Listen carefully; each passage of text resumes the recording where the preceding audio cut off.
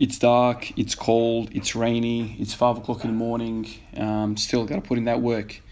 Feeling quite okay, I guess, for a 5 o'clock start. Today's focus of the workout was the GHDs. Once again, wasn't going to do anything spectacular with the squat, either volume or intensity.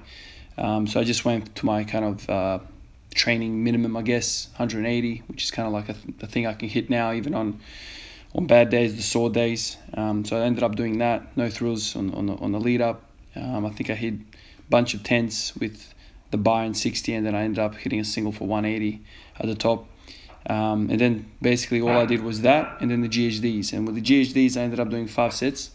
As you can see by the thumbnail at the start of the video, I had another go at the barbell, at the 20 kilo barbell.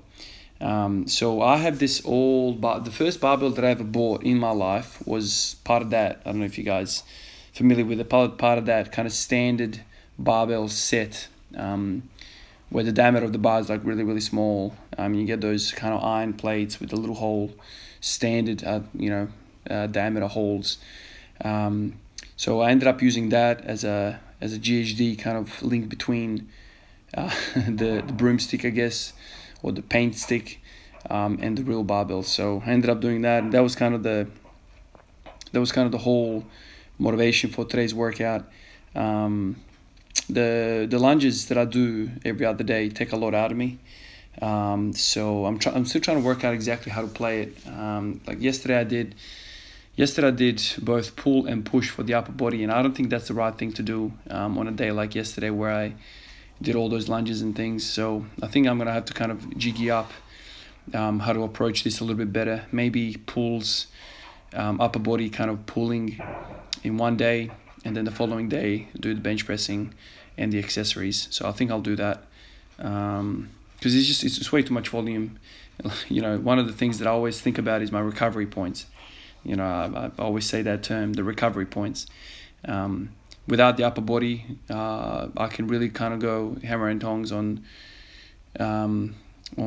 certain volume for the lower body. But now with the upper body, like right now, my triceps are sore, my chest is sore, my quads are sore, my glutes are sore from yesterday, my little bit of ductless, so the whole body is inflamed. So you have to kind of be careful about that, because if you're going to progress in lifts, you have to really manage how you're going to go. Like, you can't push the whole body at once. That's kind of my feeling. Otherwise, you just stall out. So here, this is 180. I actually thought this felt heavy on my shoulders, but it moved quite all right, I think. Let's have a look.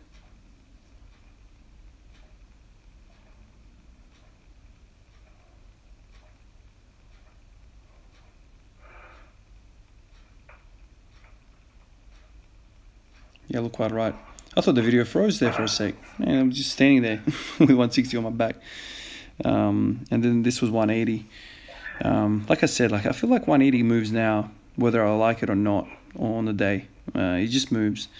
I'm just curious to see whether this actually stuck halfway, because that's usually a barometer for me, how I feel. If it kind of slows down halfway, I know I didn't have it in me on that day.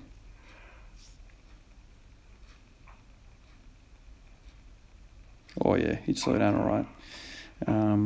So it's kind of interesting to me. Like, on one hand, you need volume to kind of push things along and progress your squat, but then at the same time, volume comes with its own costs. You can't do volume all the time, like every day. It has a really high cost, and with high volume comes high residual fatigue. And then on those other days, the filler days, if you will, on the Squat Everyday program, you won't be able to hit the high weights, and you won't be able to practice the high weights. So this is where I guess it becomes tricky. Periodization comes into the picture. For me, I think over the coming weeks, I'm going to kind of fine tune it, whether I do lunges and kind of volume work every other day or every third day. I'm going to play with this. But you don't want to decay your ability to hit the heavier weights if you're training all of the qualities at once. So it's something that I'm kind of looking into. And here you can see that I was kind of like trying to make the paint stick a little bit more difficult. So I started cutting motion and maybe like trying to overload the hardest point of the movement. And that's where I made the decision. I went, okay, so I can I can do this pretty comfortably now, the bodyweight stuff. So then I picked up the standard barbell, like I mentioned already, and I started doing it. And honestly, like, you want to load this up slowly. You want to kind of tiptoe around it and work out that it's, you know, it's okay. This honestly felt a little bit heavier. The contraction was more severe, but there was no discomfort in the hip. There was no discomfort in the lower back. There was nothing. So I felt like I was just fighting the weight, and it felt good, man. Like, it really felt good. So after this set, I kind of thought, all right, let's at least do 10 reps with the barbell, which is 20 kilos. This thing I think is around 7 kilos from memory. I think I once upon a time weighed this bar, so it's about 7 kilos. So it's still a big jump, but it's still better than going from body weight to the full barbell.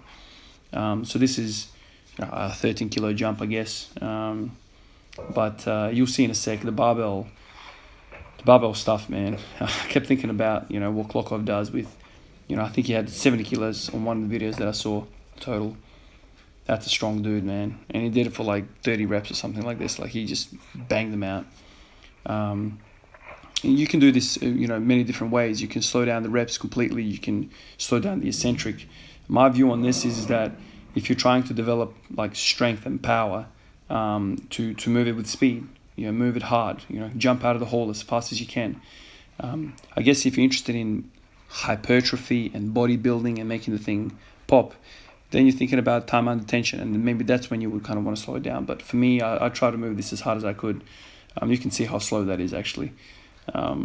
Still, I'm overcoming it fairly well, but I'm really excited actually. I think next time I do this, I'm gonna try and do full 5 sets with the barbell. Obviously, I'll do like a set or 2 maybe to warm up with, and then I'll put the barbell on. But it's really exciting to see progress. One of the best things about training is seeing you kind of move ahead. And if you treat your accessory lifts like your main lifts, and you kind of look forward to kind of progressing them, then it's logical to expect that your main lifts are going to improve as well. Like, I've clearly gained strength in that exercise, and it's going to basically carry over to everything else. This is a very, very good movement, and no reason why it wouldn't carry over to the deadlift and the squat. All right, guys, I'll catch you in the next one. Peace out.